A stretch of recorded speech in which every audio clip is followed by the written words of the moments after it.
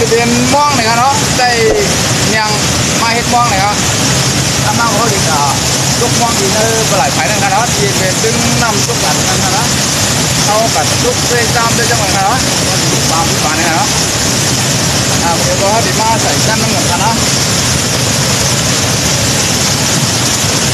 อยู่เพื่อนก็เล็ดไม่เนี่ยนะครับเนาะเขาก็มาแอวต้นน้ำนะครับ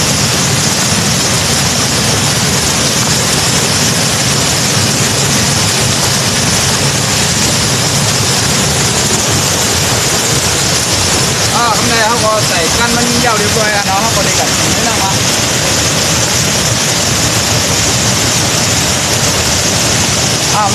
เข้ากับด้วยจมูกนะเนาะ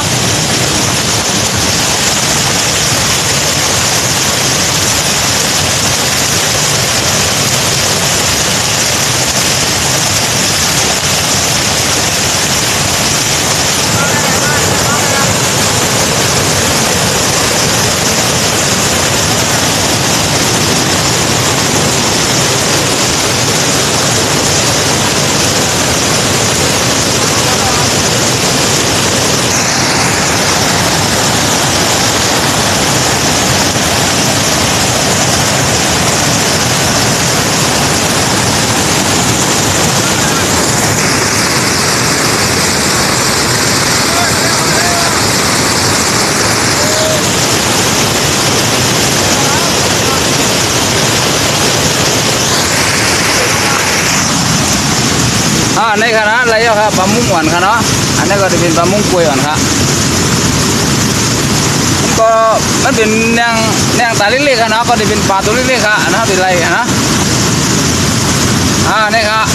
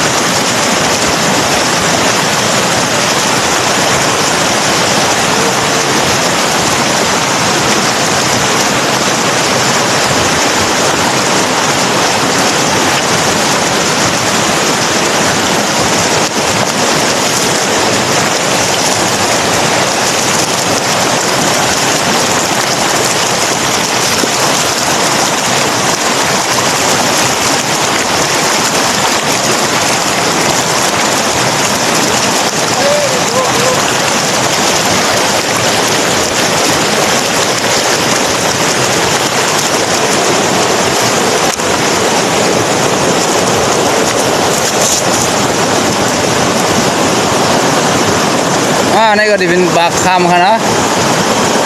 ปลาคำหวานครับ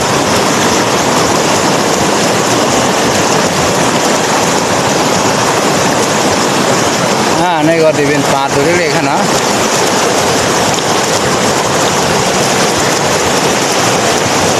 เอาเนี่ยฮะ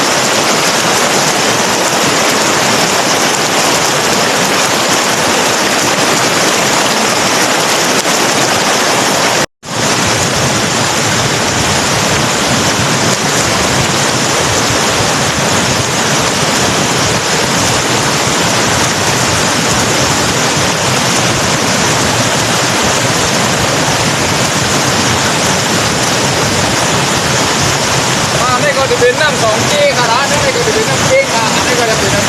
ำมวยขนาดไหนรู้มั้ยไหนขนาด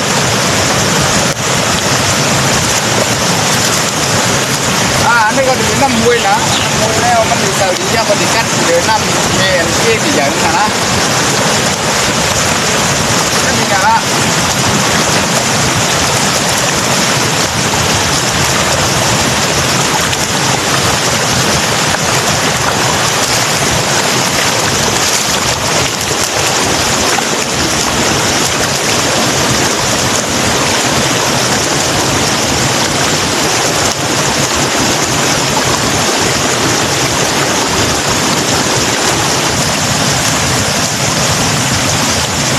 ยำไรล่ะ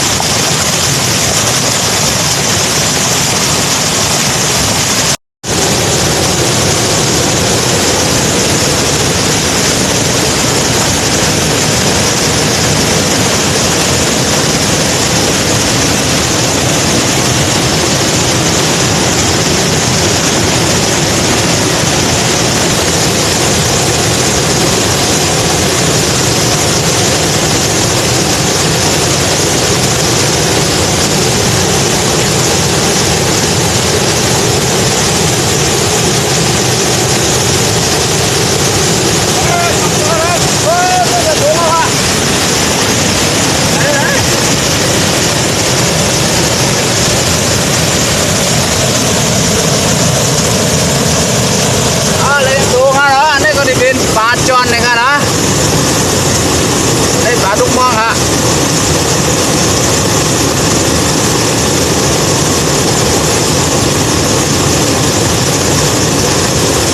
พอดีถูก2 ตัวเท่ากันนะเนาะก็มันเอาลวดเป็นถุงเลยครับที่ตุ้งน้ำขาวค่ะเนาะมันก็เอาออกอย่างนี้นะได้ครับนี่ก็มันเป็นนี่คือห้องว่าเป็นปลาจอนเลยค่ะนะเขาห้องปลาจอนละถ้าดังก็ได้ห้องว่าปลาเขาได้ครับผมเป็นเรื่องค่ะนะดังก็เขาได้ห้องว่าปลาจ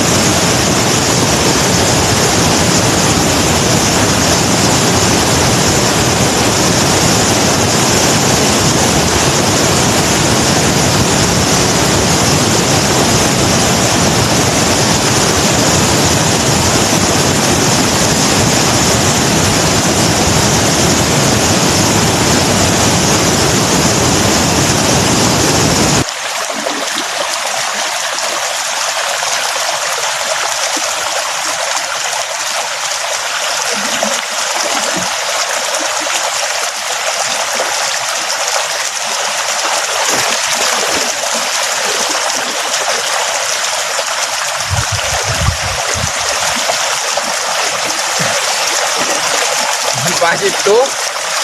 นี่เนี่ย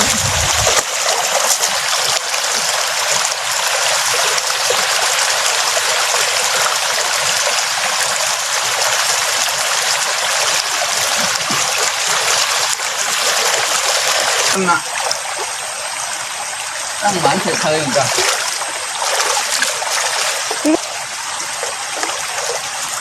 ผมกูเนี่ยผมจะบาลานซ์ผมเลย โอ้โห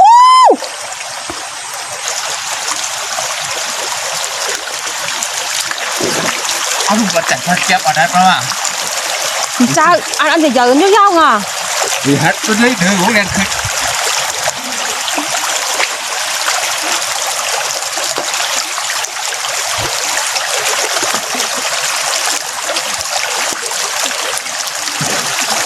ép vào theo đấy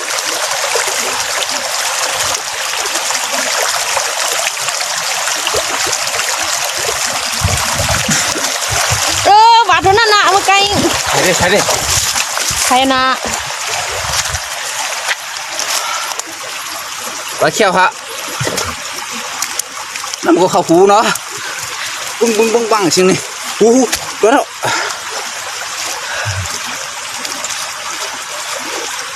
này hả nó và treo này giá hao ăn gì vậy dao một cây anh chỗ vậy cái nàoเป็นหัน nó เนี่ย đang nói là bà kem nằm nè bà kem còn ต้องไปก็มันไปตายเดี๋ยวมันเนี่ย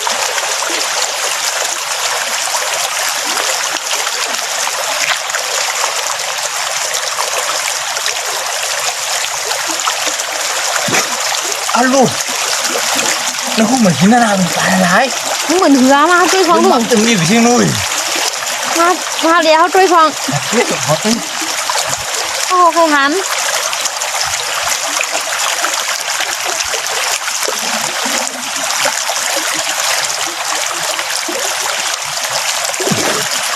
alo chào này แทงน้ำมันเข่าอันนั้นน่ะ không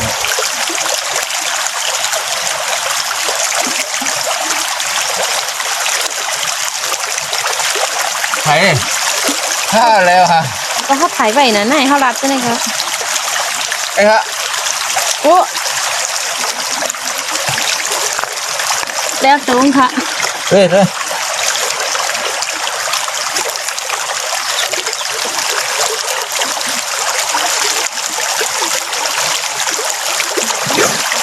đi bốc theo vào đây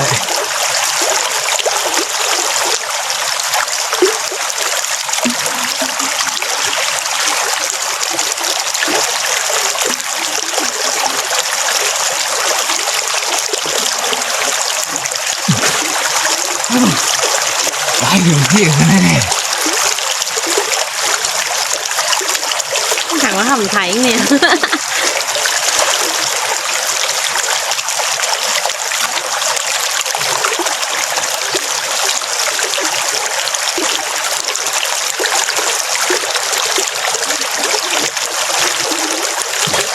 ở treo nó theo ạ